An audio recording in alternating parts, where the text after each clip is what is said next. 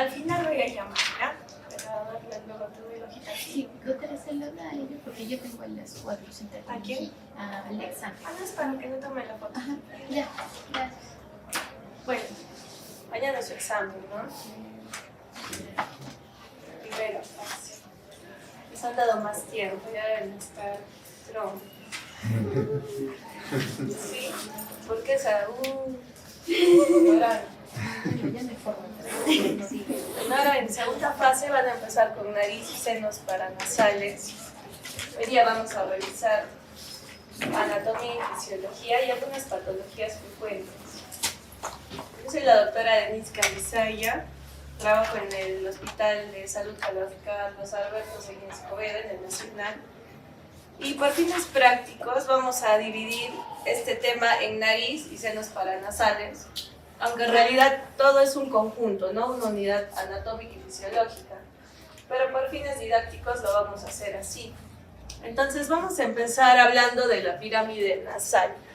La parte externa de la nariz, lo que es visible en el rostro, es la pirámide. Y se llama así porque adopta la forma de una pirámide, ¿no?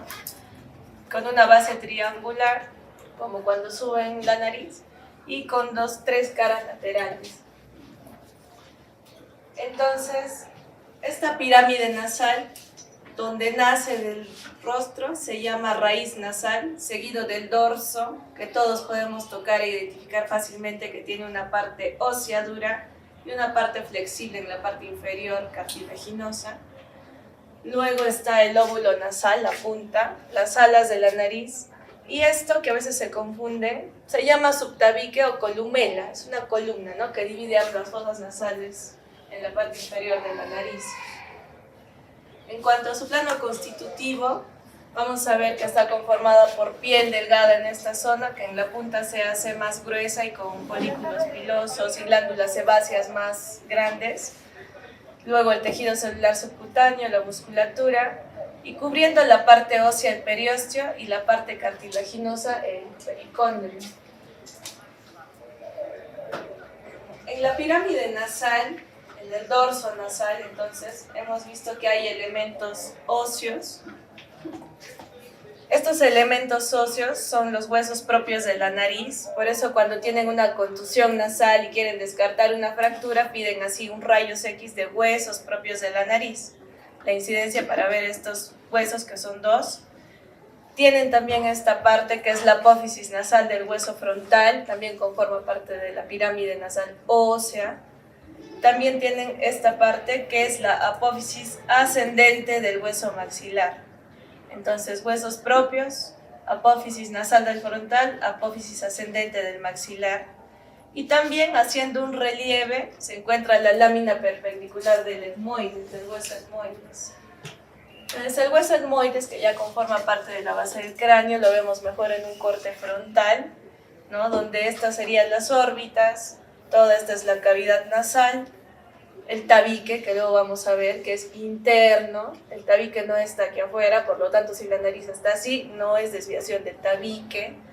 Entonces, cuando vayamos a ver tabique, veremos las estructuras, que también conforman la lámina perpendicular. Todo esto es el hueso etmoides, conformando los huesos de los cornetes, la lámina perpendicular, que en el dorso solo hace un relieve por fuera.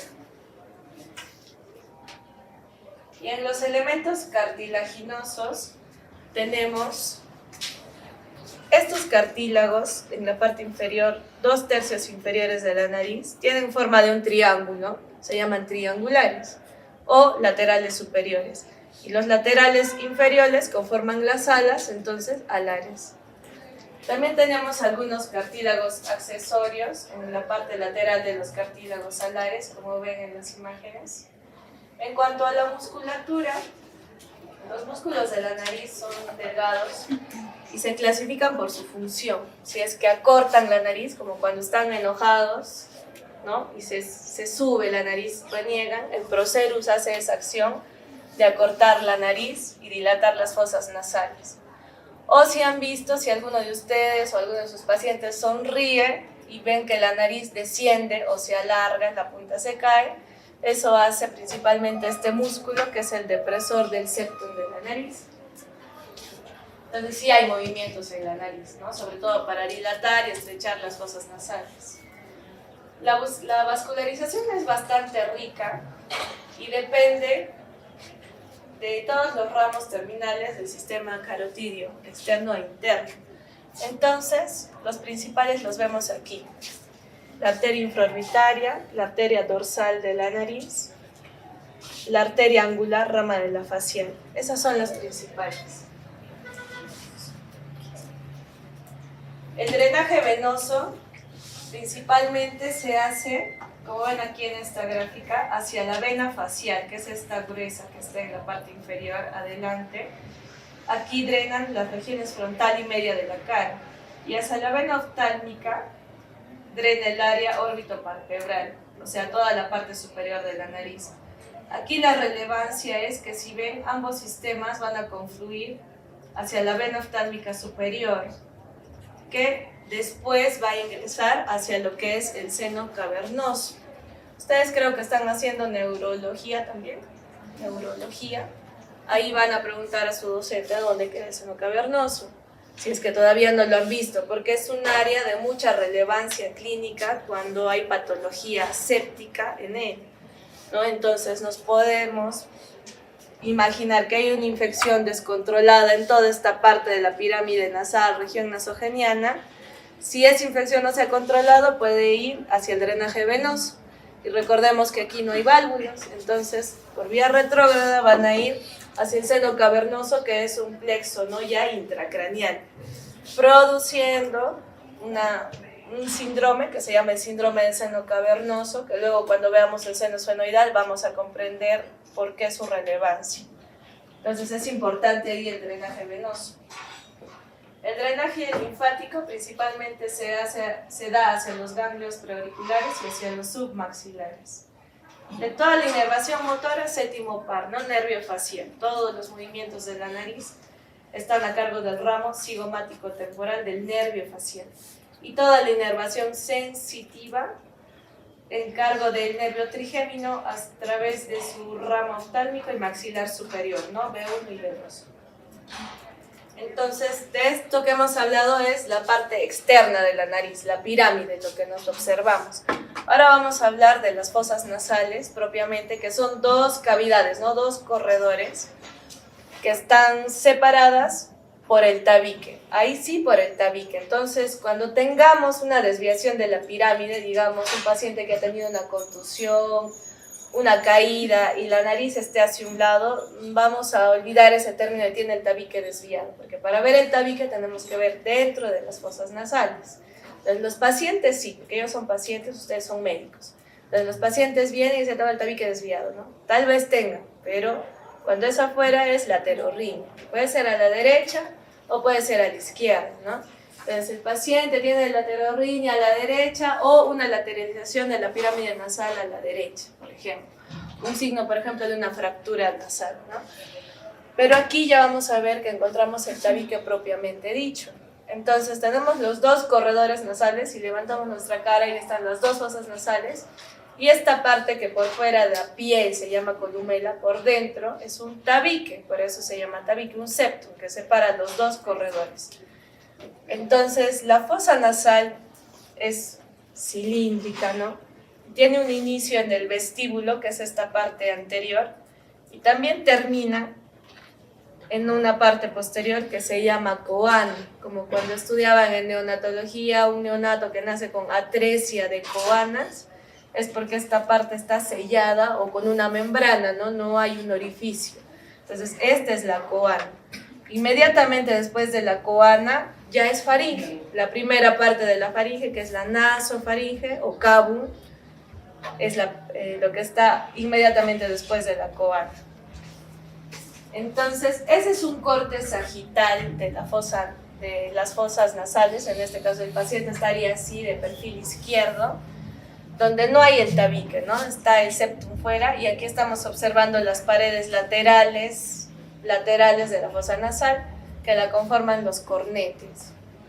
Entonces, hemos dicho que inicia en el vestíbulo. Esta zona, ¿por qué es especial? Porque es la única parte de la vía respiratoria donde tenemos epitelio plano, ¿no? Tenemos un epitelio plano y estratificado y las vibrisas, ¿no? Los vellitos, que en los varones son más. De ahí todo el resto del árbol respiratorio, la mucosa nasal, etcétera, es de tipo. ¿Qué tipo es el epitelio respiratorio? Pseudoestratificado, cilíndrico, ciliar, ¿no? En toda la demás mucosa de la nariz es así, excepto en esta área. Y otra área importante que se está resaltando aquí es la mucosa olfatoria, donde percibimos los olores, es en el techo de la nariz. Entonces, esta área también se conoce como mancha amarilla por su cantidad de fosfolípidos, donde percibimos los olores. Entonces, la mucosa de la nariz es especial, ¿no? En la parte anterior tiene las vibrisas para retener las partículas, en la parte superior las neuronas que conforman el primer par craneal o nervio. ¿Cuál es el primer par craneal? Olfatorio. Otra parte importante de resaltar dentro de la fosa nasal, aquí está el vestíbulo, ¿no? Donde están los vellitos. Ya de ahí empieza a ser mucosa. Este es un paciente que está echado y con un retractor se está levantando la fosa nasal. Aquí está la columela, es un paciente en preoperatorio, por eso está marcado. Entonces aquí lo que se está enseñando es la válvula nasal. La válvula nasal, entonces hemos dicho que la fosa nasal se separa de la otra por esta estructura que es el tabique, que luego vamos a ver su conformación. Y en la pirámide nasal hablamos que estaban los cartílagos laterales superiores. Entonces, en esa unión donde está el cartílago, donde inicia el ala nasal, si ustedes apretan 1 milímetro, ya no pueden respirar. No se puede, es imposible, no entre el aire, ¿ya? ¿Por qué? Porque estrechamos lo que es la válvula nasal, que la conforma ese cartílago lateral superior o triangular y el tabique. Ese es un área muy importante en la nariz, porque si baja de esta angulación de 10 a 15 grados, no respiramos, ¿no es cierto? ¿Para qué es importante eso? Para cuando veamos pacientes que han tenido contusiones en la nariz, niños, la mayoría que se paran tropezando, se paran cayendo, a veces los vemos inflamaditos y decimos, bueno, ya se le va a pasar, ¿no? Sí hay que desinflamarlos para que no llegue a comprometer estas zonas, sobre todo en la válvula nasal interna, ¿ya?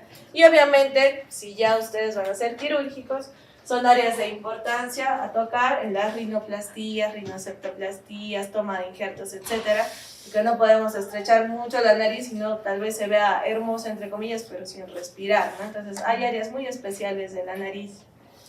Pero para ustedes, para su práctica, acordarse en las contusiones nasales. Entonces, como estamos interpretando la fosa nasal como si fuera un cilindro para conocer sus límites, vamos ahora a ver sus límites superior, inferior, si esta fuera la fosa del lado derecho medial y lateral, ¿ya? Entonces, primero vamos a ver el límite superior, el techo. El techo de la nariz, solo como reparo anatómico, porque lo tienen que estudiar, está conformado por el piso del seno frontal. Esta, que es la lámina cribosa del hueso etmoides. Cribosa, recuerden que es como que estuviera perforada, ¿no? Entonces, tiene unos orificios por donde van a pasar los filetes de esa mucosa que dijimos olfatoria, ¿no? De esas células pasan los filetes nerviosos y luego se junta para conformar el primer par craneal, ¿cierto? Entonces, la lámina cribosa del etmoides. Y atrás, el cuerpo del seno esfenoidal.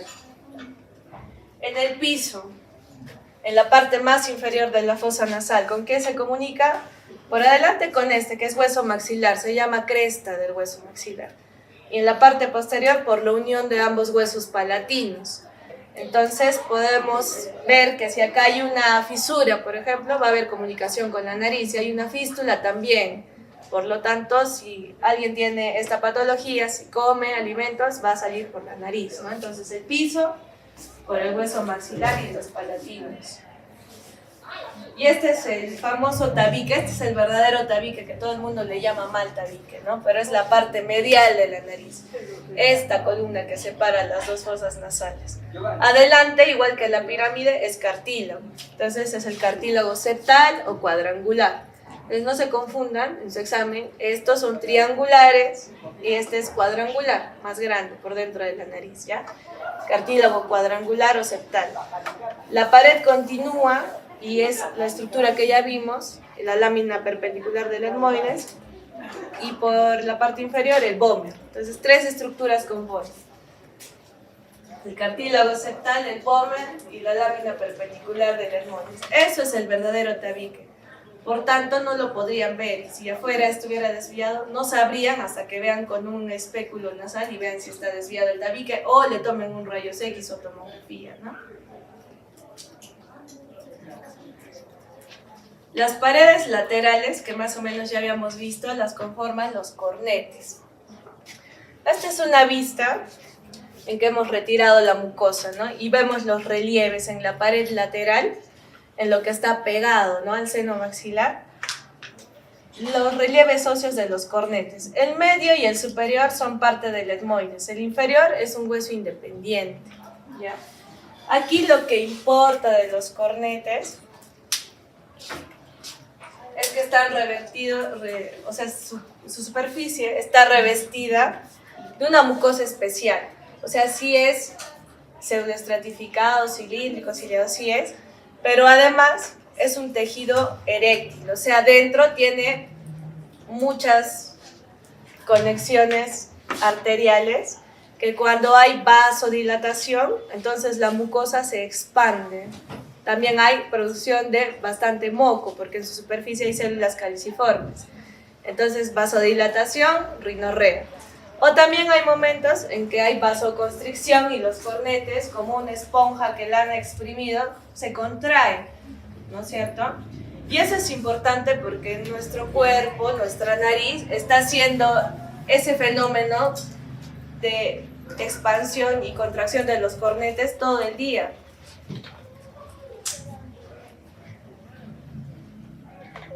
Eso se llama ciclo nasal. Ahorita mismo, si ustedes se tapan una fosa nasal, un lado respira más que otro, 100% en todos, ¿ya?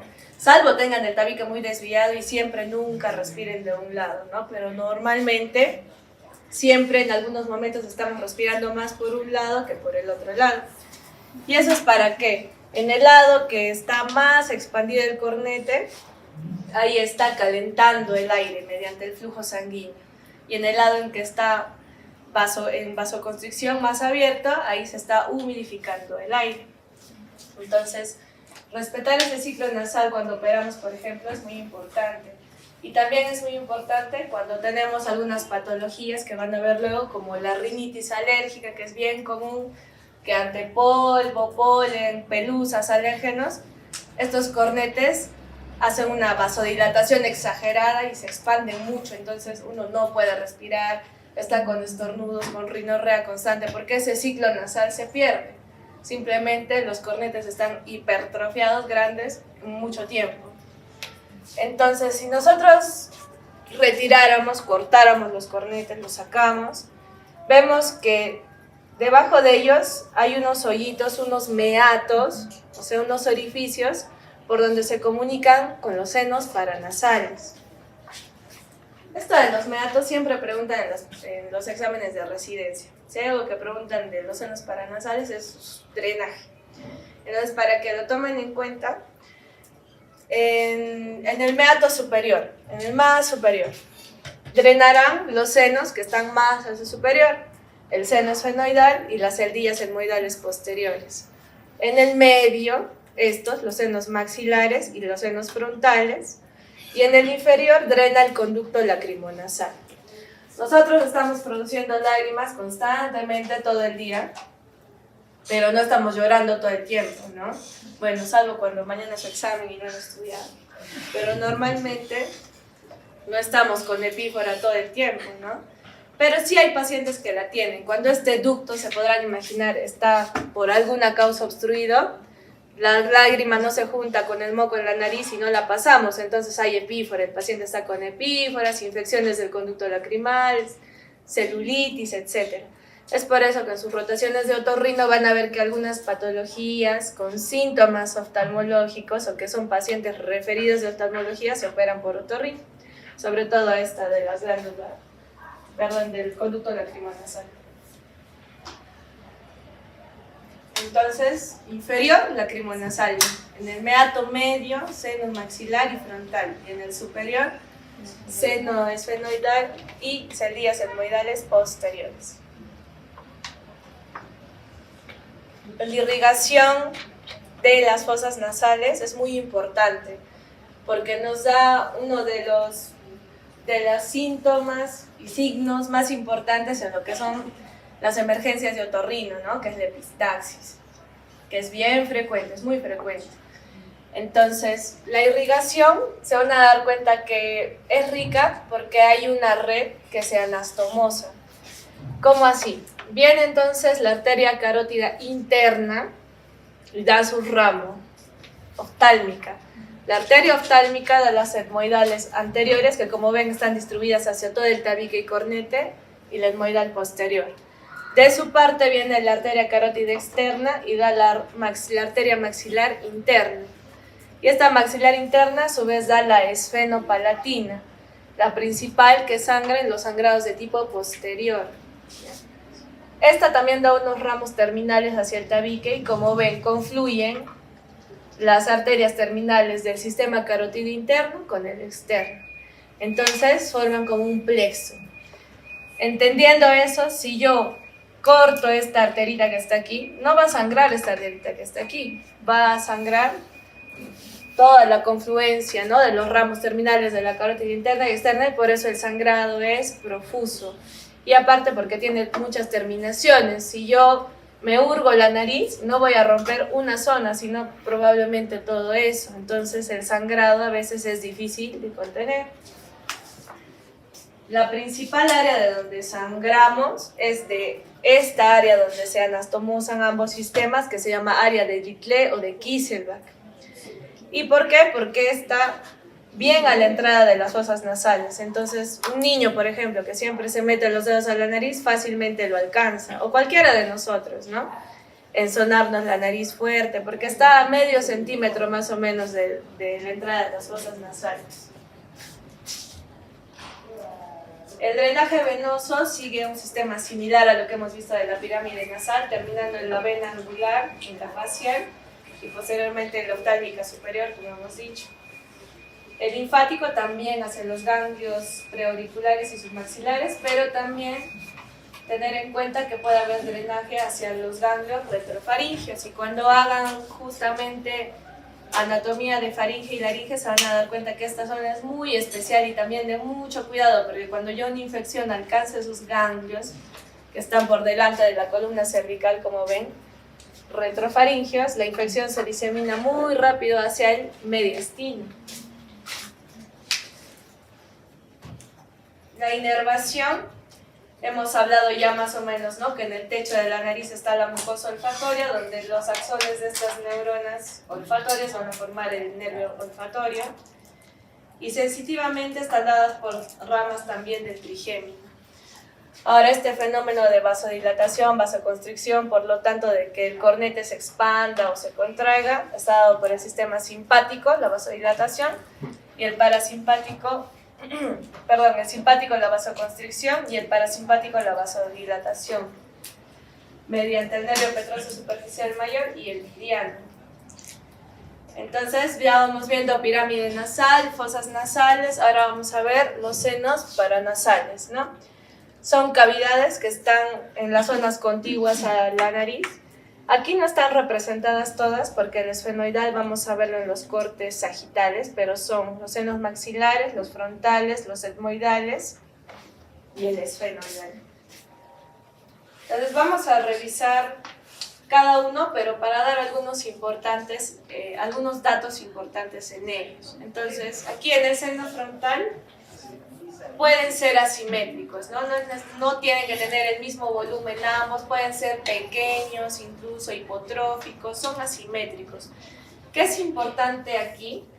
Como ven aquí dice, comienza su crecimiento a partir de los 4 años, ¿no? Quiere decir, si le saco un rayos X a un niño de 2 años, ¿hay senos frontales? ¿Lo que dice? ¿Hay senos frontales? ¿Ustedes nacen con senos frontales? Nacemos con 2 senos, ¿no?, que vamos a revisar. Uno más aireado que otro. Pero en el seno frontal no. Entonces, todavía no ha comenzado su neumatización, ¿no es cierto?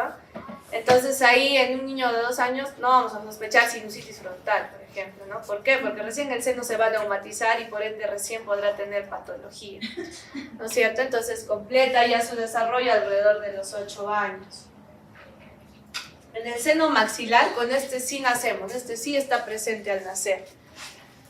Aquí en el seno maxilar tiene relevancia, también les he puesto los límites para que vean, ¿no? La pared inferior de la órbita, los molares. La relevancia está en eso, en su cercanía con las otras estructuras vecinas. Entonces tiene forma de una pirámide invertida.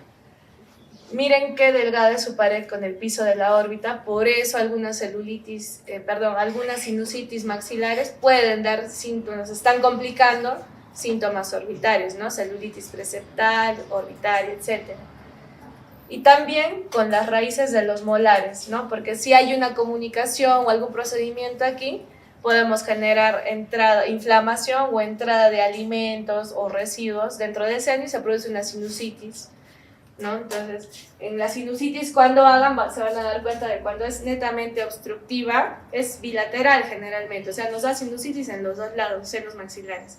En cambio, cuando es odontógena, es en el área que lo está produciendo. Entonces, si tienen una sinusitis unilateral del seno maxilar, siempre hay que descartar el foco dental, ¿no es cierto? Por su relación anatómica. Estos son los principales senos con los que nacemos y están bien neumatizados al momento de nacer. Por lo tanto, si en un caso clínico les ponen que un lactante tiene sinusitis, probablemente de dónde va a ser la sinusitis, de los senos etmoidales, no va a ser del frontal, ¿no? En un lactante.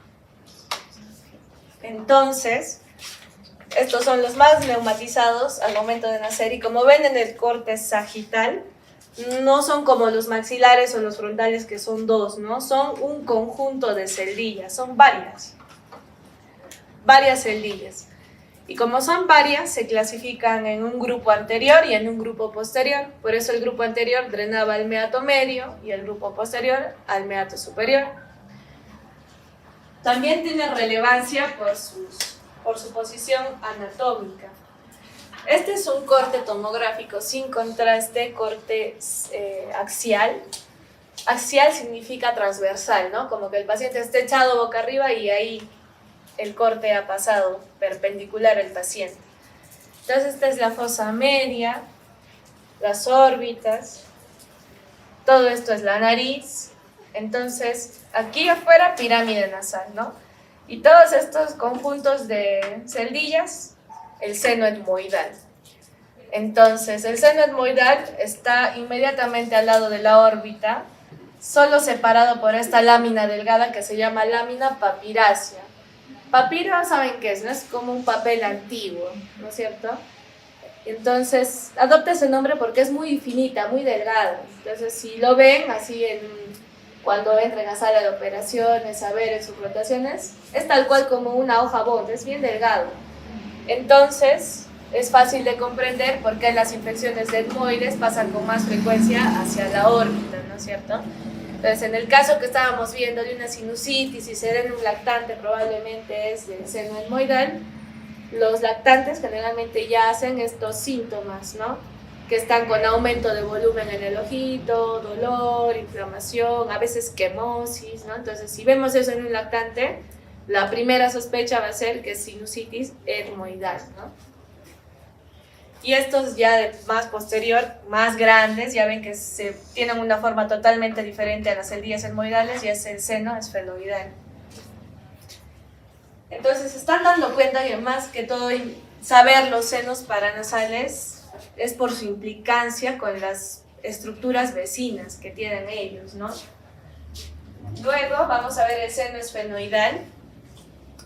El seno esfenoidal entonces se comienza a neumatizar más o menos a los 2, 3 o 4 años, ¿ya? O sea, empieza su crecimiento y es el que tarda más en terminar de crecer, miren, incluso hasta los 30 años, o sea, ustedes siguen neumatizando, casi todos, ¿no? Entonces, este seno tiene una estrecha relación con esta parte que es, ¿qué es esto? La silla turca, ¿no es cierto? Y entonces es la glándula hipófisis. Entonces, miren, está en la pared posterior exactamente del seno esfenoidal. Entonces, es por eso que antes, cuando no existía todavía bien desarrolladas las cirugías endoscópicas, como ahora que casi todas las cirugías son endoscópicas, se hacían craneotomías para llegar hacia la glándula pituitaria, los adenomas o macroadenomas que son frecuentes.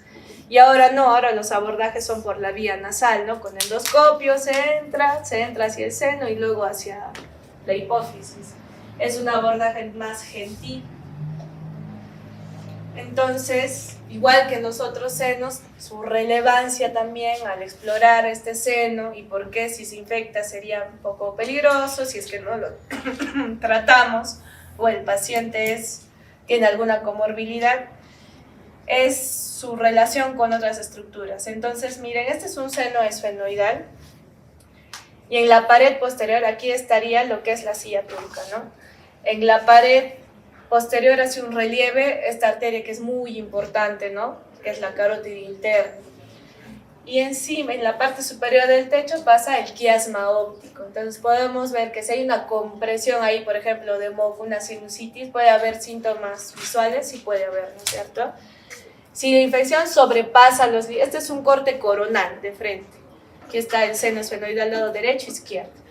Si la infección sobrepasa esos límites, se va hacia esta zona de color azul, que es lo que hablamos, el seno cavernoso.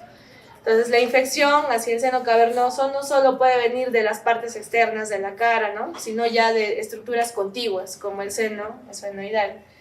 Entonces, miren, en el seno cavernoso, todos los pares craneales que pasan cerca de él o dentro de él. El cuarto par, nervio patético. El motor ocular externo. La rama oftálmica del trigémino. La rama maxilar del trigémino. El tercer par, motor ocular común.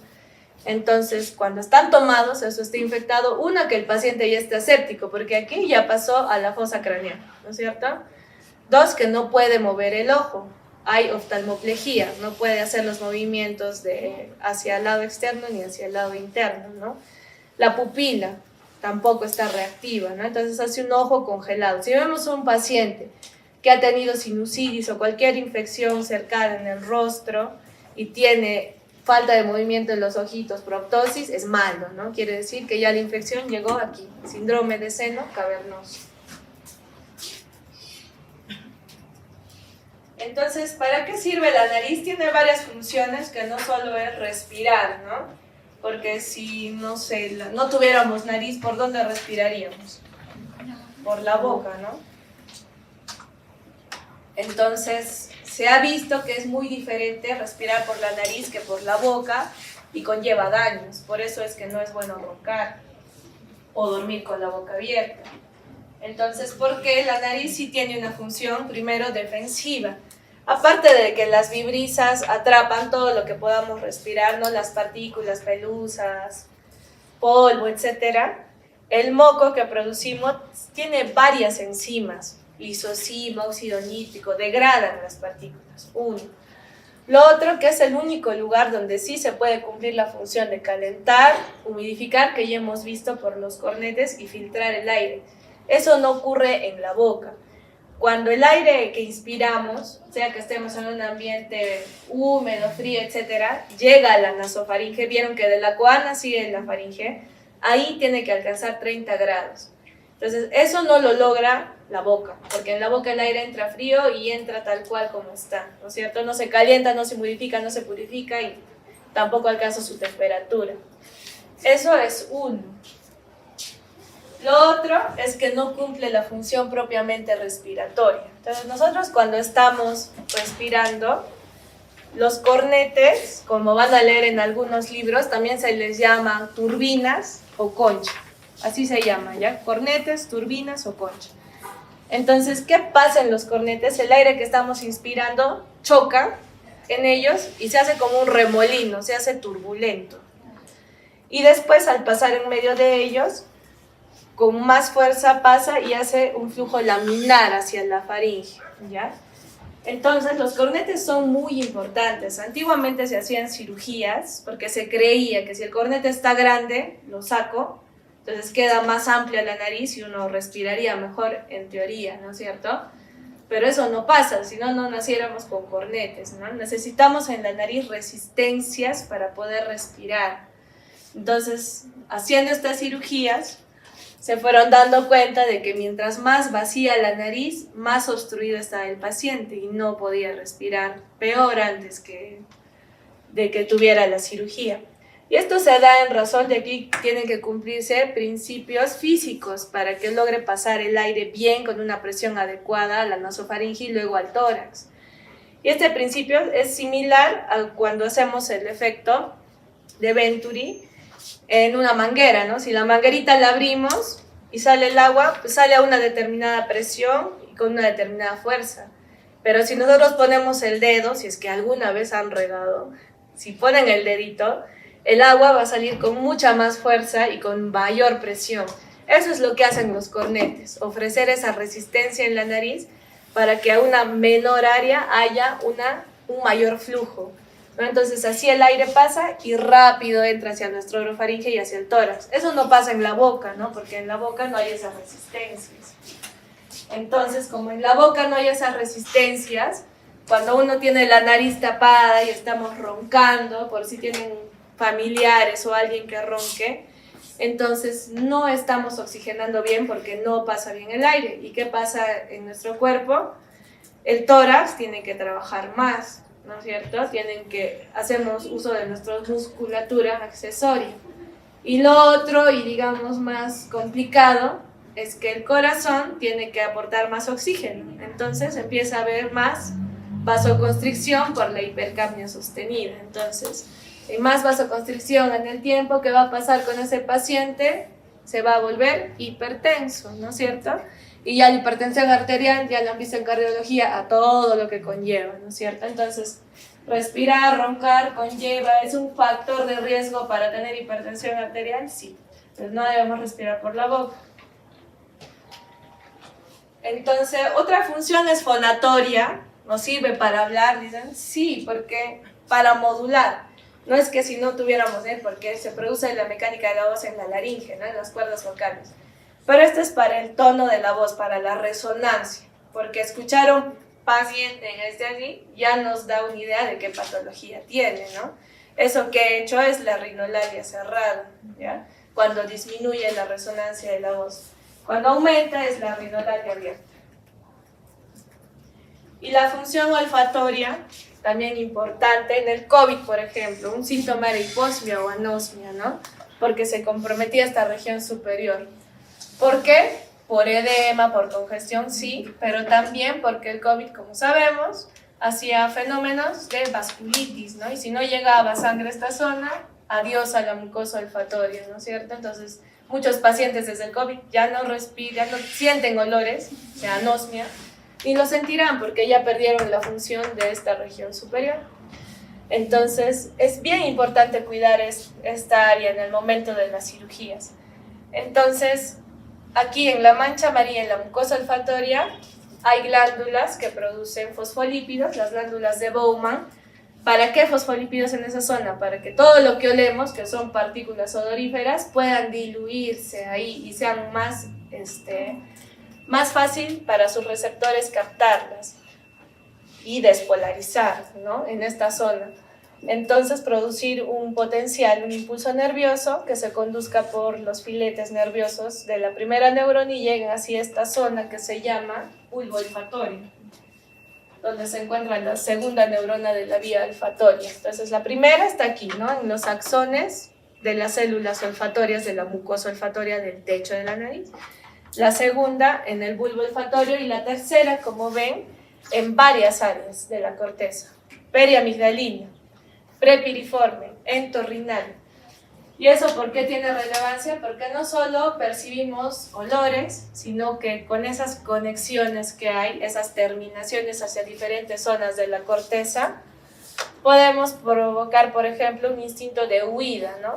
Termina en el área periamigdalina, zona donde se genera el estrés, ¿no? Entonces sentimos ahorita que se está quemando algo, o sea, llama la atención, ¿no? Te da un instinto de huida, de salir. O sientes un olor y te acuerdas de tu mamá, de tu primo, de tu ex. sientes un olor familiar porque también ha ido al área del orinal, ¿no es cierto? Entonces, incluso en otras especies ya sabemos que está orientado para, de manera sexual, para la alimentación, caza, etc., ¿no? Es porque la vía olfatoria termina en varias zonas de la corteza. ¿Y los senos paranasales para qué sirven? En realidad es más importante su patología que sus funciones, porque ya hemos visto las áreas de las que son vecinos, pero también en una menor medida calientan y humidifican el aire en una menor medida. Pero sobre todo es para esto, para que confieran mayor resistencia mecánica ante los traumatismos faciales, porque reducen el peso del cráneo, ¿no? Son cavidades huecas donde solo debe haber aire, normalmente. En la sinusitis no hay moco, pus, pero normalmente hay aire, entonces reducen el peso del cráneo y lo aíslan térmicamente. Entonces, todo eso que hemos hablado en sus prácticas están viendo cómo explorarlo. Cómo hacer una semiología adecuada de la nariz y senos paranasales. Todo empieza con una historia clínica bien detallada, ¿no? Con la anamnesis de cuáles son los síntomas, desde cuándo los tiene, la procedencia, si tiene otras enfermedades. Y en cuanto a la exploración clínica, esto es importante, que la nariz se ve no solo en reposo, sino de manera dinámica. ¿Cómo? Entonces, en la inspección de estos pacientes, primero vamos a ver la simetría, ¿no? Por ejemplo, este bebé que está ahí con labio leporino, no hay simetría, ¿no? Una fosa nasal está regular y la otra está caída. Entonces dijimos que aquí es la válvula externa, está hundida, este niño no respira. No respira no por su labio leporino, ¿no? Sino porque tiene un defecto en la válvula nasal externa, no respira. Aquí otro paciente que si lo vemos, no es una jiba, ¿no? No es que el paciente tenga aquí como una elevación ósea, sino tiene más bien un hundimiento del cartílago, que es como una silla, ¿no? La nariz en silla de montar o nariz del boxeador. Muy común cuando se ha digerido el cartílago y se cae. Aquí otro paciente con inflamación, signos de flegosis, ¿no? Eritema, calor, y si lo tocamos seguro dolor. Y esta es la exploración dinámica. Entonces, este paciente inspira, lo normal es que no se colapse, ¿no? Las alas de la nariz, pero cuando inspira se está colapsando. Y a veces estos pacientes sufren porque están buscando su causa, si tiene las amígdalas grandes, el tabique desviado, tumores y no hay nada. Y cuando hacemos esta exploración, lo que está mal es que su cartílago se hunde, ¿no? Y hunde la válvula nasal y por eso no respira. Por eso la exploración de la nariz es dinámica. Aquí está haciendo palpación de los senos paranasales. ¿Qué seno está palpando acá?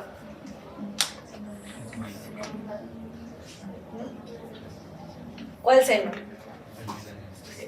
Si estuviera palpando los frontales, estaría así o así, como esta imagen.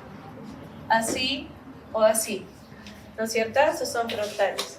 En este está más sencillo. ¿Qué está palpando aquí? ¿Qué senos?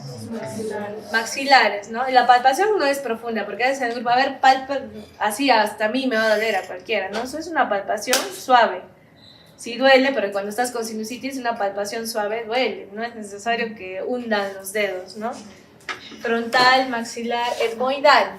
Ya todas esas eldías que hemos visto están aquí, en la parte superior de esta parte ósea, ¿no? Entonces podemos palpar también si hay dolor hacia el seno etmoidal. Obviamente el esfenoidal no lo vamos a palpar, ¿no? Tendríamos que meter todo nuestro dedo hasta casi llegar a la base del cráneo para palpar el frontal. Pero podemos palpar el etmoidal, el maxilar, el esfenoidal.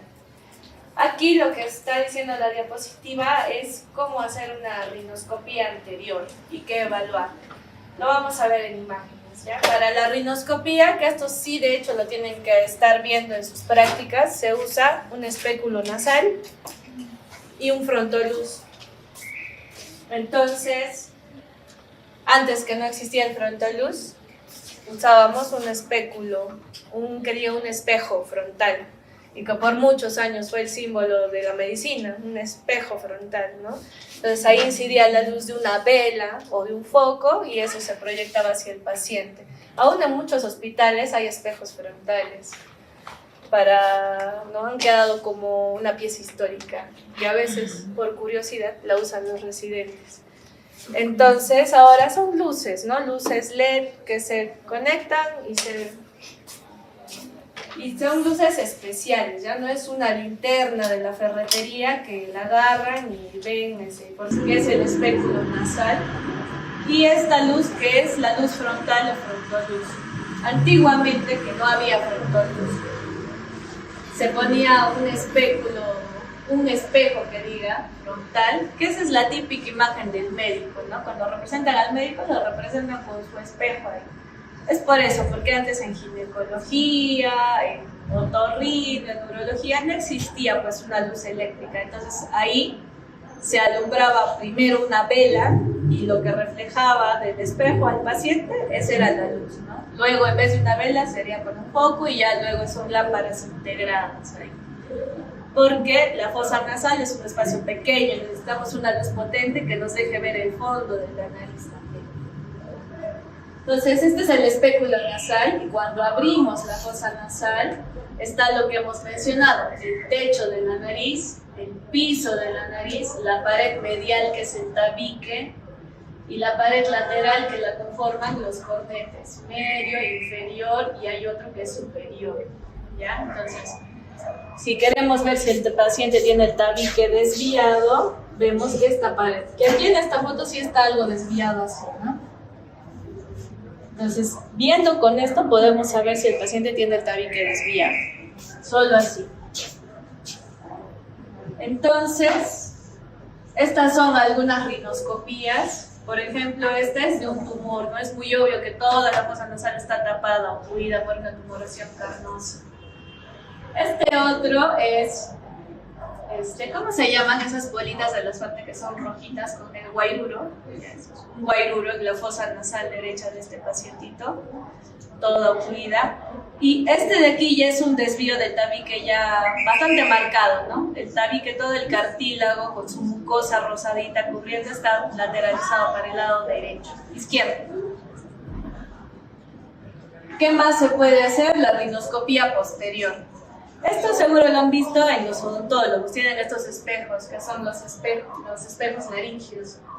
Entonces, con un bajalenguas por detrás de la úvula se alumbra con el espéculo y miran la parte posterior de la nariz, las coanas. También ahora hacemos las técnicas endoscópicas, ¿no?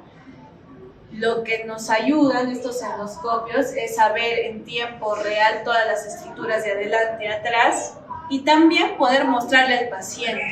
Si ustedes al paciente le están viendo su oído y le dicen, sí, está así, el paciente les va a creer, pero cuando lo miran, les cree de verdad. No dicen, sí, hasta ellos se imaginan mirando las imágenes, ¿no? Pero a veces hay pacientes que, no sé, se pasan la espina del pescado y no hay, pero la herida se siente como que estuviera ahí. Si uno le dice no hay, ok, ¿no? Pero si le muestras en una imagen que está todo limpio, entonces vas a tener mayor credibilidad porque lo está viendo. Entonces en eso también nos ayudan las técnicas endoscópicas, aparte de que vemos muchísimas más estructuras que solo con el endoscopio, ¿no? Entonces es este aparato que es una cámara que ingresa por la nariz, puede ser así flexible o puede ser así rígida, y en un monitor nos va enseñando la imagen que la podemos ir grabando. Y entonces ahí vemos con mucho más detalle el tabique, el cornete inferior, el cornete medio, el meato medio, que es esta entrada al seno maxilar. Si nos vamos más hacia atrás, hacia el techo, vemos el receso del seno etmoidal, las colas de los cornetes. La verdad, los cornetes, si yo estoy así en lateral, el cornete va así. Cuando yo veo de frente, veo como una bolita, pero el cornete es toda una extensión que es cabeza, cuerpo y cola. Es largo.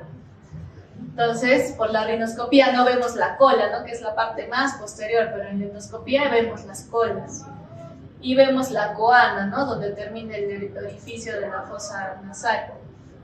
Incluso, miren, para que esto ustedes están haciendo oído, ¿no? Y saben que el oído medio se comunica con la nasofaringe mediante la trompa de Eustaquio, ¿cierto?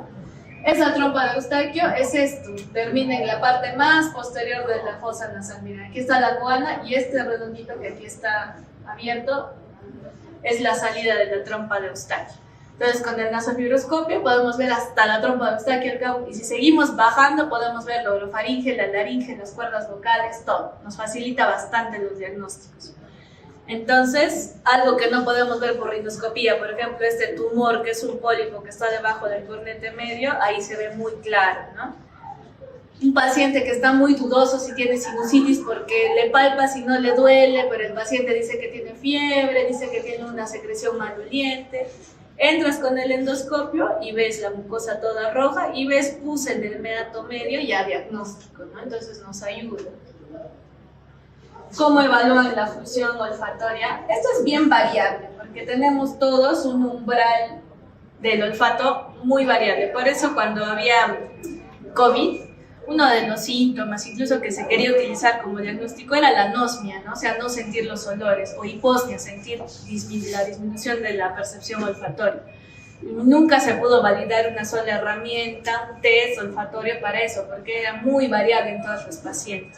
Pero hay algunas escalas, como esta prueba del olfato, donde se hace oler elementos comunes, como dice aquí, ¿no? Limón, coco, fresa, etc.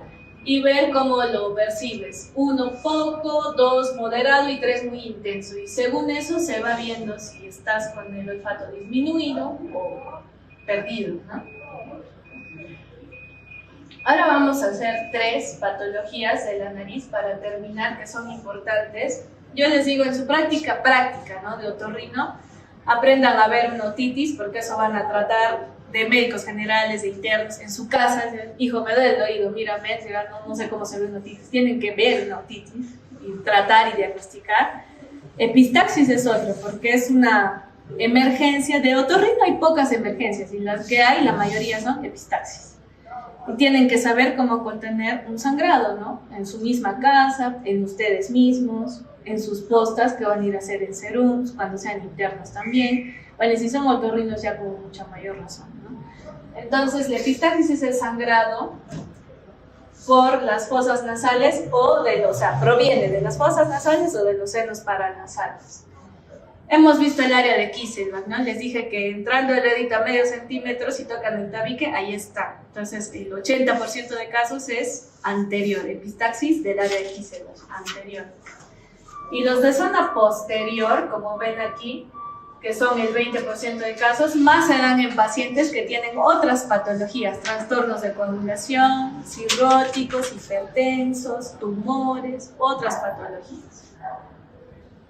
Para recordarles que esta área de Kisselbach también se llama área de Littré. Ya los que preguntan área de Littré, no sé, no es lo mismo que decir área de Kisselbach. Y cuando el sangrado es de la región posterior, también tenemos ahí otro plexo arterial, que es el plexo de Woodruff, que está conformado por la arteria faringea, la nasal posterior y la esfenopalatina. Pero de todas, la que es más relevante es esta, la esfenopalatina, rama de la maxilar interna, rama de la carótida externa. ¿Por qué se causa la epistaxis? La primera causa es el hurgado. ¿Quiénes se hurgan? Los niños. Bueno, no sé si ustedes se hurgan, pero los niños se hurgan bastante. Entonces, el traumatismo es la primera causa. Luego, bueno, en la imagen está el hurgado y esta que está, esto es lo que les decía que es la terorrinia, ¿ya? Tener la pirámide nasal desviada para un lado. Y no sé por qué este chico está tan feliz, pero bueno, es obvio que ha tenido una contusión y está todo el hueso, ¿no? Hundido ahí. ¿Tendrá desviación del tabique? No sabemos, ¿no? Hay que mirar dentro de la fosa y si el tabique también está para un lado, también tiene desviación del tabique. Pero eso ya no le llamen desviación del tabique, por favor. Ya, la terorrinia, si se olvidan la terorrinia, ya tiene la pirámide nasal deforme. ¿Qué otras cosas nos puede causar epistaxis? Esto, por ejemplo, un tumor, esto es un hemangioma que lo ven pues morado, ¿no? Violáceo, tiene muchos vasos, muchas venas. Se revienta, se hace un traumatismo y sangra. ¿Qué más también que es frecuente? Los resfríos. Resfríos, rinofaringitis, rinitis, porque ahí la mucosa está hinchada, edematosa. Más que estamos sonando frecuentemente, se agrieta la mucosa y epistaxis. cuerpos extraños, obviamente, ¿no? Los niños introducen de todo, botones, todo se introduce. Entonces ahí se desgarran epistaxis. ¿Qué otra cosa nos puede producir? Ya causas sistémicas del paciente, ¿no? Si es un paciente con vasculitis, si es un paciente que está anticoagulado y se ha pasado en su dosis, no solo va a sangrar de la nariz, ¿no? Puede sangrar de las encías, tener petequias, hay que ver al paciente de manera sistémica. Y una de las principales es esto de hipertensión, por favor, cuando sean internos. El paciente cuando viene sangrando hay que tomarle los signos vitales, ¿no? Porque no va a estar desangrándose y lo mandan para cauterización y la presión está así 220/110. Ahí no se va a cauterizar, pero nunca el paciente, porque así se cauteriza va a seguir sangrando y sangrando y sangrando, ¿no? Entonces hay que compensarlo. Se baja la presión y de repente la epistaxis cede, porque esa era la causa, ¿no? Entonces hay que ver también las causas sistémicas. Si tiene hepatopatías, ¿no? Porque ahí se producen los factores de coagulación, si eso está alterado. Si tiene exposición a tóxicos, algunas otras infecciones sistémicas. Entonces, ¿cómo lo diagnostican? Es sencillo, ¿no? Viendo el sangrado de la hemorragia nasal. Ese es el diagnóstico, viendo el sangrado nasal.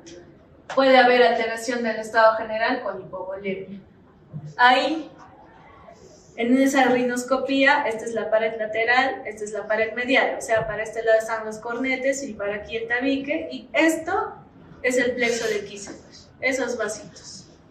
Entonces, si me hago una herida aquí, no solo sangra esto, sino por reflujo sangra todo esto, ¿no? Ese es el área del Littler, área de Kiesewetter. ¿Cuál es el tratamiento? Lo mismo, hay que valorar al paciente, ¿no es cierto? No voy a mandarlo a cauterizarse cuando esté en shock hipovolémico, ¿no? Y lo más importante es reponer fluidos, estabilizar al paciente, incluso asegurar su vía aérea, porque cuando uno tiene una epistaxis muy profusa, se está tragando hacia atrás la sangre, está produciendo coágulos, está con una sensación de ahogo. Entonces, primero hay que estabilizar eso, poner una vía, reponer fluidos. A la par se puede ir comprimiendo la nariz para ceder el sangrado, pero siempre ver el estado general del paciente. Es diferente que venga todo chocado, casi inconsciente, a que venga caminando con un algodoncito aquí, ¿no? O sea, hay que ver primero cómo está el paciente. Entonces, cuando ustedes tienen su epistaxis en la casa, o cualquier familiar o su paciente, ven que está sangrando, la primera medida que van a hacer es la compresión, ¿no? Entonces, igual traten de tener su equipo de protección, ¿no? Porque la sangre de un paciente no sabemos qué tendrá, siempre con sus guantes, una garra, una gasa, y se aplica la compresión. Si son ustedes el paciente, entonces, ¿dónde se aplica la compresión? En la pirámide que hemos hablado, ósea y cartilaginosa. El punto donde se puede comprimir más es en esa unión, ahí, donde acaba la pirámide ósea y empieza la cartilaginosa. Ahí es donde la nariz se colapsa más, entonces ahí van a apretar fuerte, con la cabeza mirando hacia abajo. La mayoría de pacientes que vemos viene apretándose acá arriba, donde nunca van a colapsar nada porque esto es hueso, ¿no? Acá, así, y así todo, comiéndose toda la sangre para atrás, pero así vienen casi todos. Entonces hay que enseñarle, señor, apriétese más abajo y agache toda la cabeza, porque si sale algo, que se vaya hacia el piso, en vez de que caiga a la garganta, se formen coágulos y esté con náuseas, que quiere vomitar los coágulos, atorándose, se hace más un escándalo ahí, ¿no? Entonces que se apriete fuerte y baja la cabeza. ¿Y cuánto tiempo mantenemos esta posición? 5 minutos. ¿Por qué 5 minutos? ¿Por qué no 1? ¿Por qué no 30 segundos? ¿Por qué no 40 minutos? ¿Qué es 5 minutos? ¿El tiempo de qué? Han estudiado cuando hay tiempo de sangría, tiempo de protrombina, tiempo de tromboplastina. Ese es el tiempo de coagulación, el tiempo en que tarda en formarse un buen coágulo organizado, ¿no es cierto? Entonces, 5 minutos.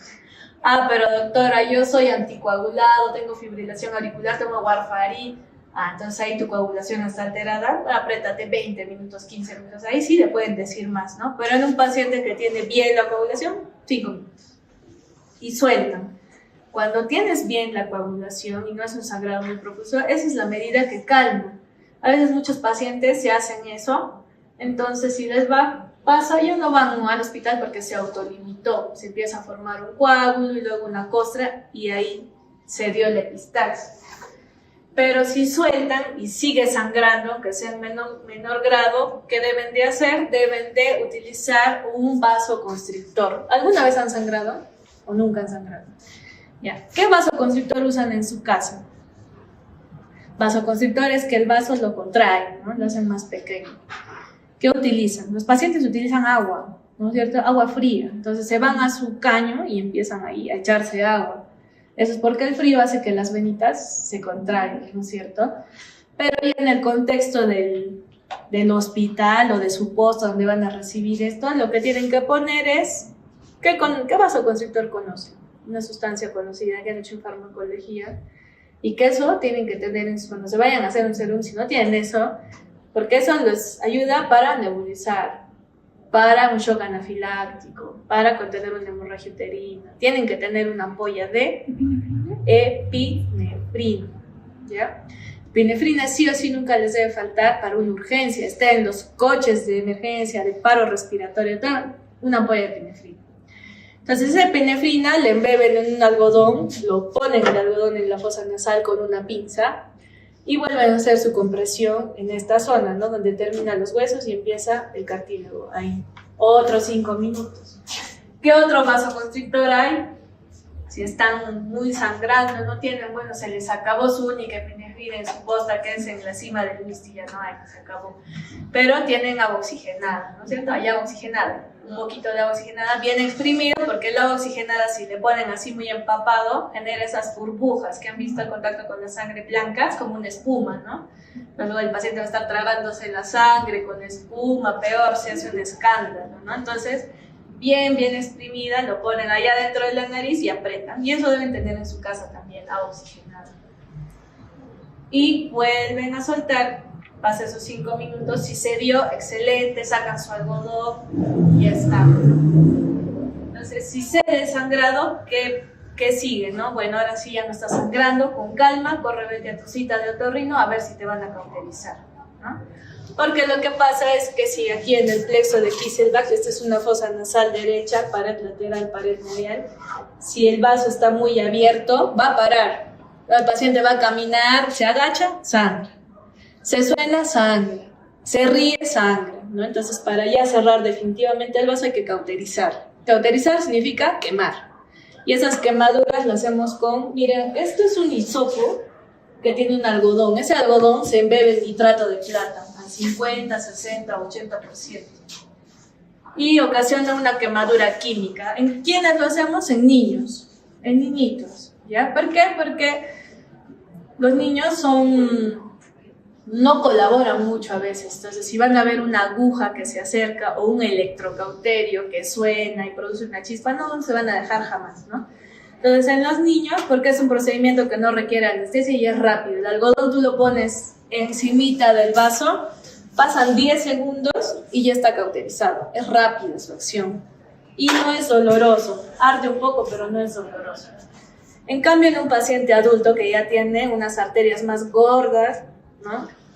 Esa cauterización probablemente va a ser muy insuficiente y hacemos la eléctrica. Y ahí sí que les anestesiamos con lidocaína, ¿no? Una agujita, lidocaína y recién electrocauterizamos.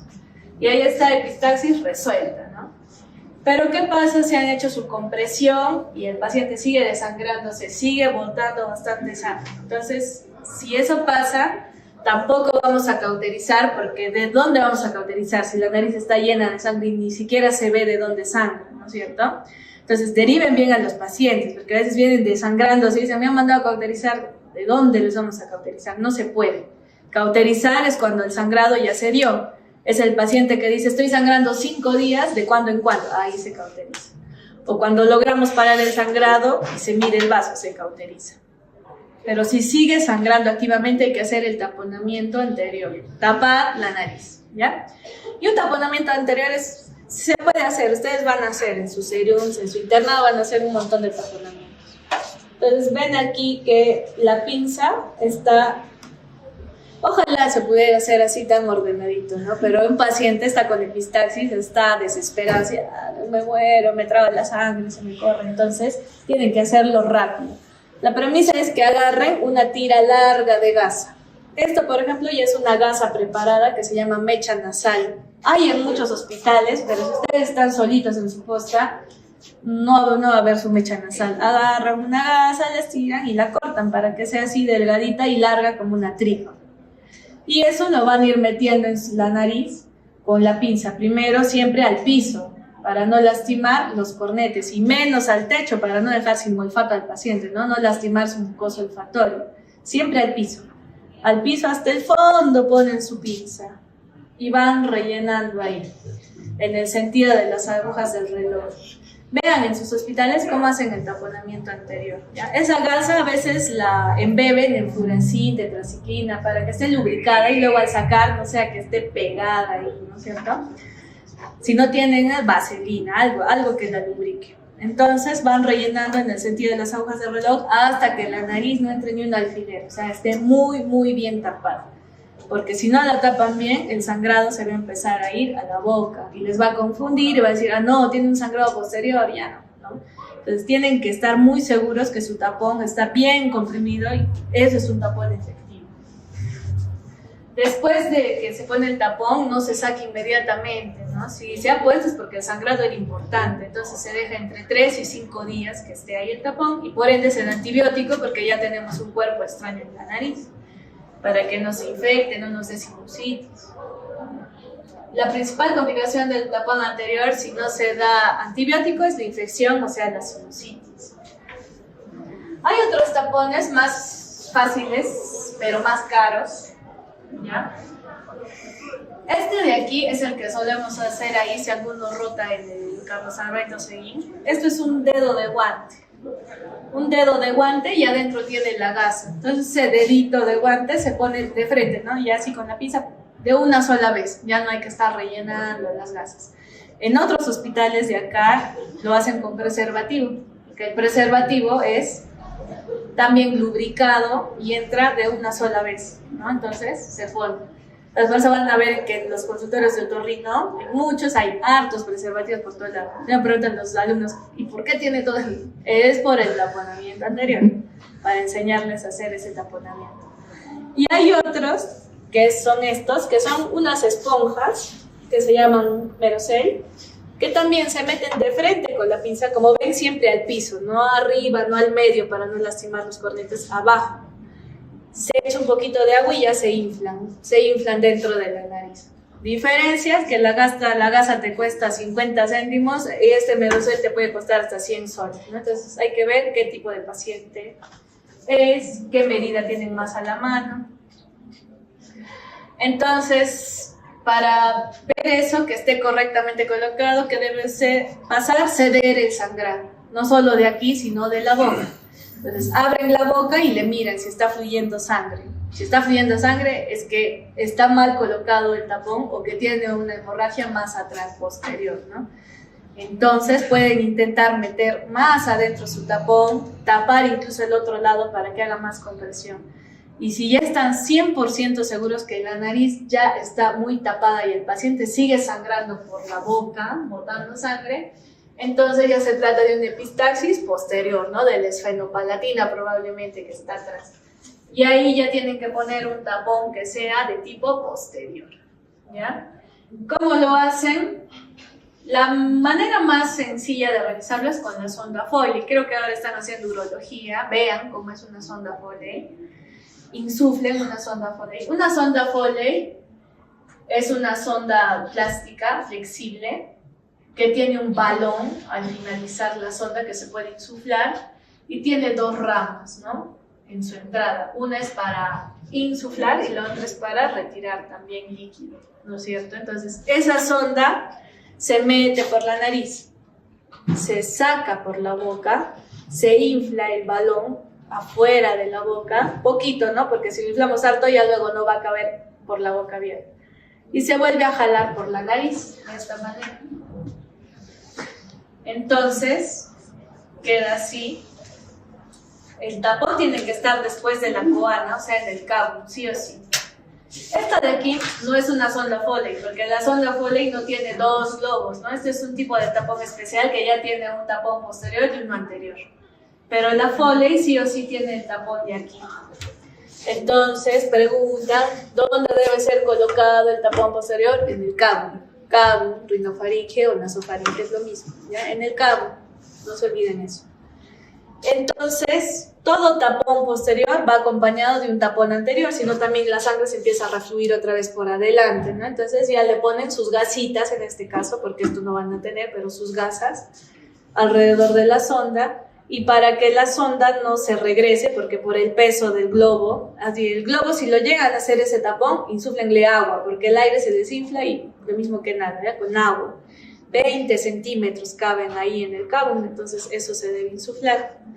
Y como ven, bueno, este paciente, de una manera un poco exagerada, pero es un paciente referido, entonces, ¿cómo han hecho para que la sonda no se regrese y se le caiga y esté aquí atragantándose con su sonda, ¿no? Para que permanezca ahí un nudo en la sonda y protegido por gasa, que eso es excelente. Una de las premisas del tapón posterior es que esté bien inflado, o sea, no con aire, sino con agua. La otra es que el plástico jamás contacte con la piel de la narina. Esta piel que tenemos aquí es demasiado delicada y si la sonda está en contacto 24 horas o 48 horas, ya se forma úlcera, o sea, se carcome esa parte, se queda un hueco. Y si pasa más tiempo, se necrosa, en poco tiempo, en 48 horas ya está negro, ¿ok? Entonces, por eso les he puesto a propósito esto, porque aquí se ha acordado su clase de otorrino ese doctor y ha dicho, no, la sonda no va a chocar aquí de ninguna manera, y le ha puesto un montón de gasa, ¿no? Para que no choque y para que impida que se regrese la sonda. Y para estar más seguro todavía, la ha pegado, la ha fijado para que no se regrese a la boca. Puede estar horroroso ese paciente, pero se va a salvar, ¿no? No se va a desangrar, y eso es importante. Entonces, ese es el tapón con la sonda Foley. Hay otro tapón, eso es lo que les decía de la sonda Foley, que cuando entra por la nariz tiene que salir por la boca para inflar aquí el globito.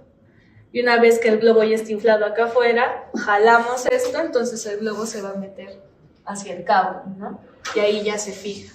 Y esto es lo mismo, pero haciéndolo con una gasa. Entonces esto es una sonda Nelaton que se le amarra un muñeco de gasa, una gasa en vez de un balón, ¿no? Se tracciona, se jala, entonces el muñeco ya se queda aquí. Y bueno, estos son reparos para que no se pierda y luego poder sacar. Reparos son hilos. Entonces ahí está el muñeco de gasa y también se rellena con un tapón anterior. Es otra manera de hacer, pero un poco más. Y esa generalmente la hacemos en otorrino. ¿Por qué? Produce menos daños que la Foley. La Foley ya saben que puede necrosar, ¿no? Pero es muy sencilla de poner para una emergencia. Entonces, de ahí no lo dejamos para siempre, ¿no? Ya el paciente con su sonda Foley no puede irse a su casa. Imagínense tener un globo de 20 centímetros inflado atrás de la nariz. No pueden respirar, no pueden pasar la comida, no pueden comer, es doloroso. Entonces ya se hospitaliza, ¿no? Para recibir su hidratación, su alimentación literal, sus antibióticos, todo eso, y para corregir su hipovolemia, ¿no? Porque el sangrado posterior sí es muy abundante, no es como el anterior. Entonces, este paciente permanece con esta sonda 3, 4 días, dependiendo del tipo de paciente, ¿no? Si es un anticoagulado, ir a cardiología que lo compensen, ¿no? Dependiendo cuál es su causa.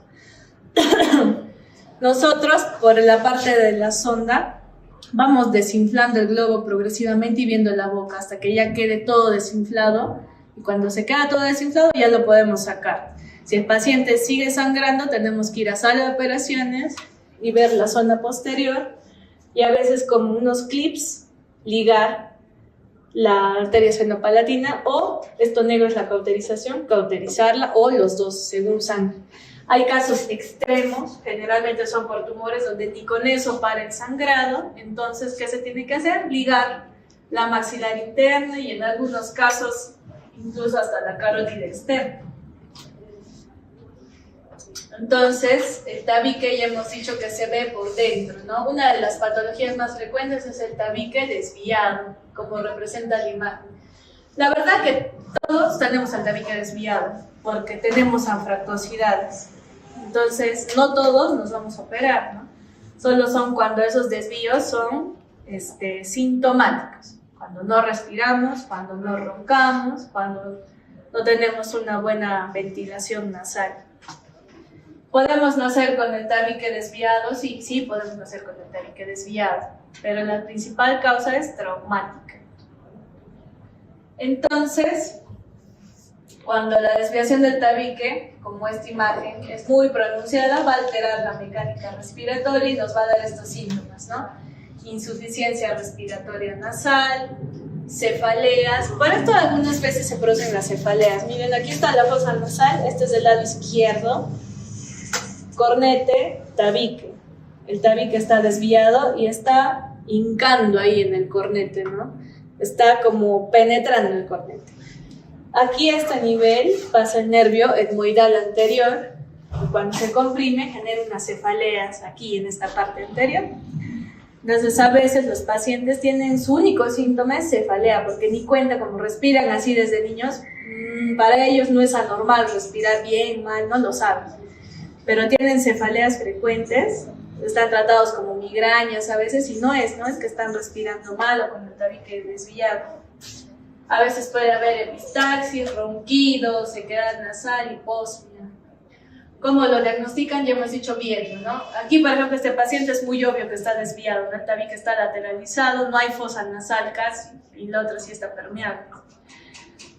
Entonces aquí el desvío está al lado derecho. Ustedes pueden verse, ¿no? Si su desvío, si tienen desvío muy anterior, van a su espejo, se levantan bastante la nariz y ahí van a ver que sobresale su cartílago septal y pueden ver si está a la derecha o a la izquierda.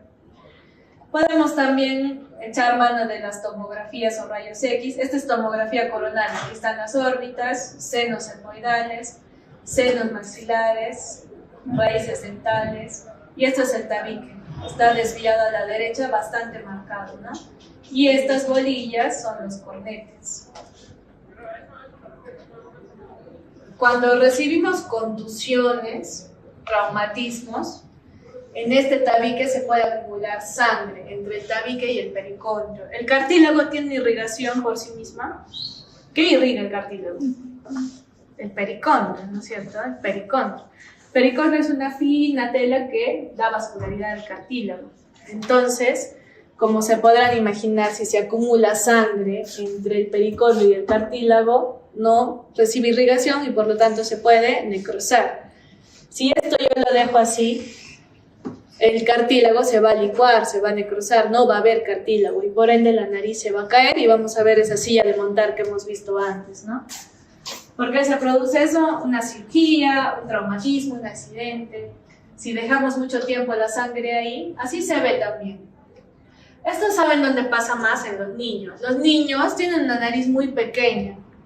Entonces, y también recién están osificando. Eso quiere decir que su hueso es pequeñito y tienen más cartílago. Entonces, cuando se golpean, y se paran golpeando a los niños del todo, se caen del columpio de la cama, de la silla, de todo lado, rara vez tienen fracturas de sus huesos nasales porque son cortos, pero el cartílago sí hace unos hematomas.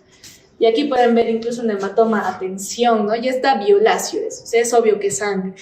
¿Cuál es el tratamiento de esto? Hay que agarrar un bisturí, abrirlo, sacar todos los coágulos, coser para que no quede la piel suelta y ponerle taponamiento anterior para que no se vuelva a llenar.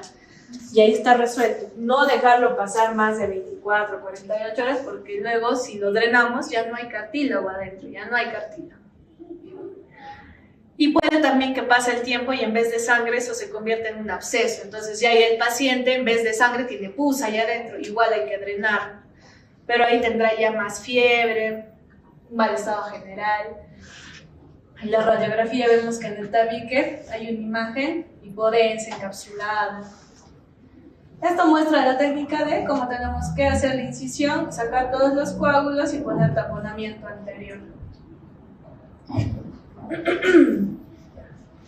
Esto es lo que les decía que produce nariz sencilla de montar si es que no se trata. Esto es incipiente, ¿no? Pero esto en el tiempo va a seguir evolucionando y se va a ir cayendo más. Y estas cirugías son más, luego son reconstructivas, ¿no? Más difíciles de hacer, las hacemos también los otorrinos, pero como ya no hay cartílago, tenemos que sacar cartílago de algún lado y ese lado es el cartílago de la costilla, ¿no? El cartílago costal.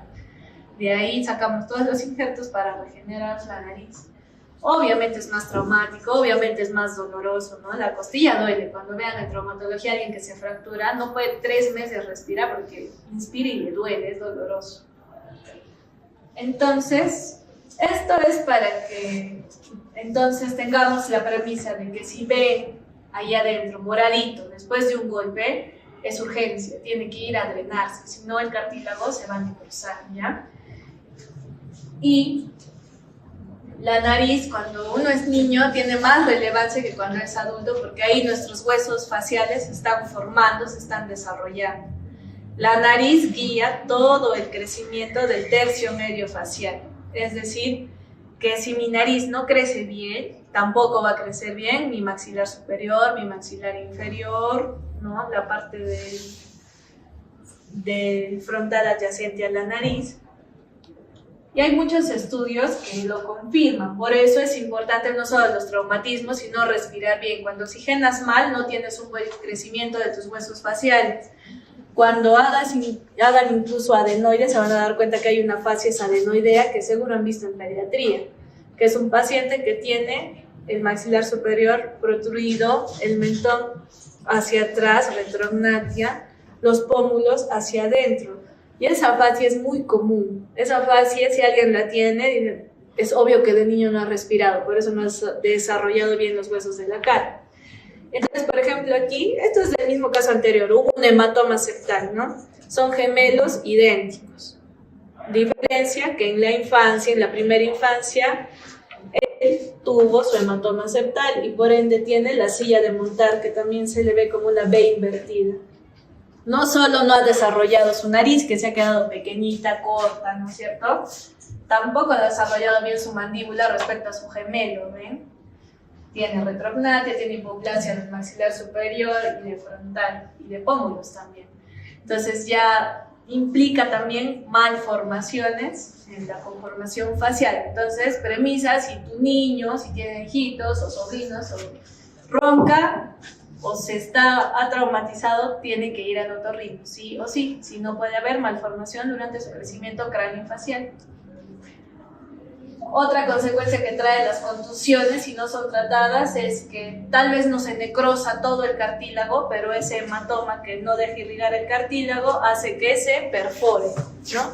Entonces el septum, por gracia divina, pues no se cayó toda la parte del cartílago septal, pero se forma una perforación que comunica la fosa derecha con la fosa izquierda. Como ahí hay un huequito, lo que les molesta a los pacientes a veces es cuando inhalan, exhalan, silban por la nariz, porque hay un orificio ahí pequeño, ¿no? Entonces están saliendo un sonido por ahí. Y lo que más les molesta es que como ya toda esa mecánica que hemos visto, que flujo laminar, turbinal, ya no hay, porque por ese orificio pasa todo el aire. Entonces el aire ya no entra caliente, ni húmedo, ni nada. Entonces se forman costras nasales.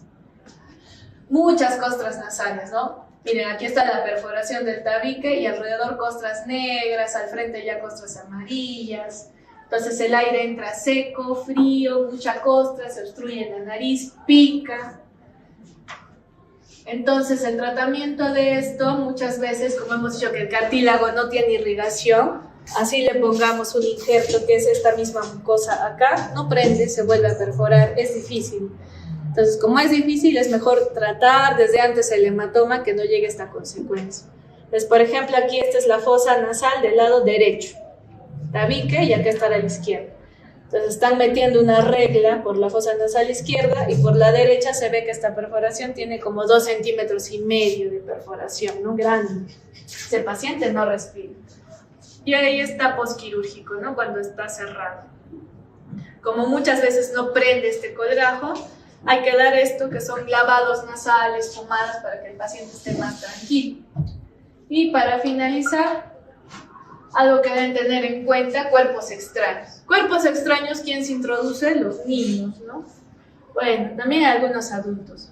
A veces hay de emergencias que el paciente, no sé, de 30 años se metió un cuerpo extraño. Hay pacientes también que se introducen. Generalmente algunos son pacientes psiquiátricos, ¿no? O que tienen alguna condición. Por ejemplo, tuve un paciente que tenía un tumor que se llama tumor de línea media, que le ocasiona costras muy duras y se rasca con lo que puede, con duranas, con lo que sea que encuentre, ¿no? Y una vez tuvo la inteligente idea de rascarse con un termómetro de mercurio y se le rompió, ¿no? Entonces se quedó todo el termómetro dentro de la nariz. La nariz es amplia. Ya no es solo esto que vemos aquí, cabe, todo ese termómetro cabe, sí, sí cabe, ¿no? Entonces, y se quedó atascado ahí. ¿no? Entonces, generalmente es autoprovocado. Es raro que alguien venga, te abra la nariz y te mete un cuerpo extraño, ¿no? Es autoprovocado y generalmente es en niños. ¿Cómo se metería un cuerpo extraño que no sea autoprovocado? En un accidente, ¿no? En un accidente se rompe el vidrio, salta por todos lados, se te puede meter, sí. Pero la mayoría de veces es autoprovocado. Pueden ser de naturaleza animados o inertes, ¿no? Animados sí hay algunos insectos que se introducen a la nariz, sí. Es raro que en un paciente que no tiene ninguna enfermedad te introduzca un insecto y no te des cuenta, ¿no? Porque tienes que tener sensibilidad, te suenas, lo botas. Pero hay pacientes, por ejemplo, que tienen cáncer, que ya han perdido toda la sensibilidad de la fosa nasal, que tienen costras, que ahí la mosquita pone sus larvas y se generan larvas, ¿no? Y no siente el paciente, alguien a veces se las tiene que mirar. Sí existen casos que se pueden introducir insectos. U objetos que son inanimados, ¿no? Cualquier tipo de cosa que se puedan imaginar se introduce un niño. Todo. Botones, pilas, ganchos, aretes, todo lo que se pueda imaginar se introduce un niño. Ahí, por ejemplo, es una bolita de tecnopor. Entonces, ¿qué síntoma da si tengo el cuerpo extraño en la nariz? Se obstruye, ¿no? No respiro porque hay algo que está tapando la nariz. Entonces, un adulto fácilmente te va a decir, bueno, me he metido algo y no respiro, ¿no? Pero el niño no, el niño queda calladito, se asusta, dice, mejor no digo nada y ahí vive con su cuerpo extraño, ¿no es cierto? Entonces, ¿cómo se dan cuenta los papás? Porque pasa el tiempo y dicen, qué raro que le está saliendo el moco tan fétido, huele mal, ¿no? Por eso van a consultar, porque hay rinorrea purulenta, un moco fétido, una pus prácticamente, o un moco que huele muy mal, y es unilateral. Ahora, puede ser que se pongan dos cuerpos extraños si ya un niño muy travieso, ¿no? Pero generalmente se ponen en un lado, entonces por eso el diagnóstico es rinorrea purulenta unilateral, es diagnóstico diferencial de sinusitis, ¿será? No, ya hemos dicho que generalmente es bilateral, ¿no? Salvo sea odontólogo, ¿no? Que les pongan tumor. Puede ser, ¿no? Que más daría otros síntomas, epistaxis, obstrucción. Cuerpo extraño, sí, más si les están dando el antecedente que es un niño, ¿no es cierto? Entonces, rinorrea mucopurulento fétido unilateral, a veces con rasgos de sangre, descartar cuerpo extraño. Entonces, por ejemplo, la primera imagen es una tuerca metálica que se ha introducido este niño. Cuando el elemento es radiopaco, ayuda en rayos X, pero por ejemplo, si se pone un papel higiénico, así le hagas 100 rayos X, no va a salir, ¿no? Porque no es radiopaco. Entonces ahí tenemos que hacer rinoscopía y exploración. A veces los niños no dicen nada y este es de un paciente que se metió un globito de esos de carnaval, un globito. Nunca dijo nada en la vida, tuvo la secreción purulenta, pero los papás dijeron, bueno, debe tener un resfrío, amoxicilina, y pasó la infección purulenta, pero quedó que no podía respirar y por eso lo llevaron, ¿no? Entonces cuando uno lo examina ve esto y si lo toca y lo mira también es como una piedra, tal cual como una piedra. Y eso es porque el cuerpo extraño en algunos casos la infección se autolimita, no en todos, en algunos se autolimita y se calcifica y eso se llama rinolito, es una piedra en la nariz. Ese rinolito en la tomografía se veía así, como ven, de la misma densidad del hueso, ¿no? Y entonces eso hay que retirarlo. El tratamiento del cuerpo extraño es retirarlo, ¿no? Sacar el cuerpo extraño para que no genere la infección, la obstrucción y todo ello. Hoy hemos visto algunas emergencias de la parte nasal, epistaxis, hematoma septal y este es otro que es que se introduzcan estas pilas de reloj, ¿no? Las pilas en botón. En cualquier parte, eso va a ser una emergencia si se pone en el oído, si se lo come peor todavía, ¿no? Porque estas piedras generan una necrosis alcalina, ¿no? Hacen una licuefacción de los tejidos cuando se sulfatan y botan sus químicos, ¿no es cierto? Y esto lo tenemos que sacar rápido, porque en la mañana se puso la pilita y en la noche ya lo podemos encontrar así el tabique. ¿Dónde está el tabique? Ya está todo necrosado, ¿no? Ya está aquí perforado, ya está desvitalizado. Va a tener silla de montar, pero definitivamente sí, ¿no? Y en niños no podemos hacer todavía reconstrucciones nasales porque están creciendo. Entonces va a tener eso hasta que sea más adulto. es grave porque eso también se puede sinequiar. Sinequiar significa esto, que se pegue, que no haya fosa nasal, ¿no? Que esté todo cicatrizado adentro. Entonces, eso sí es una emergencia que no deben manipular. Solamente pueden manipular si la pila está pues acá afuera, ¿no? Sería un pecado que la dejen ahí, ya la sacan. Pero si ven que está al fondo, no la tocan porque la pueden introducir más dentro y ya no es un cuerpo extraño nasal, sino ya también digestivo, ¿no? Se lo comen, que está gritando el niño, se va a la boca y se lo come, peor, ¿no? Imagínense si eso hace la nariz, ¿qué va a hacer en su estómago, en sus intestinos, ¿no? En su esófago. Y entonces la premisa es, si ustedes están en sus serums, en donde sea, si estén en el vestíbulo, que hemos dicho que es la primera parte donde hay pelitos, probablemente sí lo van a poder sacar porque está casi afuera, ¿no es cierto? Entonces colapsan esta parte para que no se vaya adentro y con una pinza se puede sacar. Esa sería la única razón por la que ustedes, no siendo otorrinos, lo toquen, que esté demasiado accesible, que tengan una pinza adecuada y que el paciente colabore, porque también un niño es difícil de atender. Tú te acercas y ya se va corriendo, ¿no? A veces. Le pones la pinza, voltea la cara, epistaxis. O sea, si el paciente es colaborador, un niño grande y está casi afuera, bueno, pueden tal vez atreverse en un centro, ¿no? Adecuado, están en una posta, en un hospital, tienen pinzas, a sacar. Pero si no tienen esas tres condiciones, no lo tocan, de frente lo de vaya al otorrino. Aquí no hay la pinza adecuada, se puede mover mucho, se lo puede pasar, no tocar mejor, ¿ya? Entonces en otorrino ya tenemos pinzas más adecuadas, ¿no? Porque a veces en emergencia solo hay la disección, pinza Kelly, que a veces es muy grotesca para la nariz. Ahí tenemos pinzas Legras en L que atrapan directamente el cuerpo y fácil lo extraen. Tenemos otras pinzas que son como alicates pequeñitos, pinzas acodadas, ¿ya? Tampoco en su afán de ayudar no instilen gotas nasales, porque la gota también puede hacer que el cuerpo se resbale, pero no para adelante, sino para atrás. O si es una semilla, digamos, lo que se ha puesto, no sé, un porotito, se hinche, ¿no? Entonces ya va a estar más impactado y más difícil de sacar. O si es una pila, y ahí sería un pecado, ¿no? Porque le están sulfatando más. Entonces, no la sacan. Estas son otras pincitas, por ejemplo, es un clip. Así, sí hay adultos que se introducen. Sí he tenido un paciente que tenía un clip ahí de 20 y tantos años, que estaba jugando y se volvió. No entiendo cómo, pero se volvió. ¿Ya? Entonces, en los niños, a pesar que el cuerpo extraño es algo fácil de sacar, lo que hace difícil es la colaboración del paciente.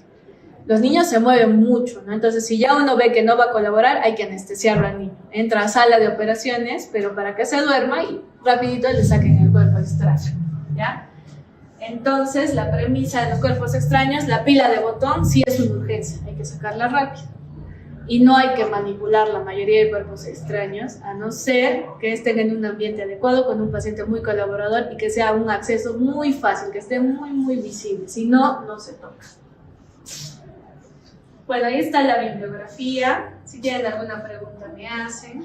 Si no, vean por favor. No se vayan de otorrino sin aprender otitis externa, otitis media, cómo se trata, mirar un tímpano y ver un taponamiento anterior. Si no han hecho eso en su práctica, cuando estén eso con el paciente, ¿qué van a hacer? No va a ver las diapositivas, no. Tienen que mirar eso en el paciente, ¿ya? Listo. Les dejo aquí por si acaso, ¿ya?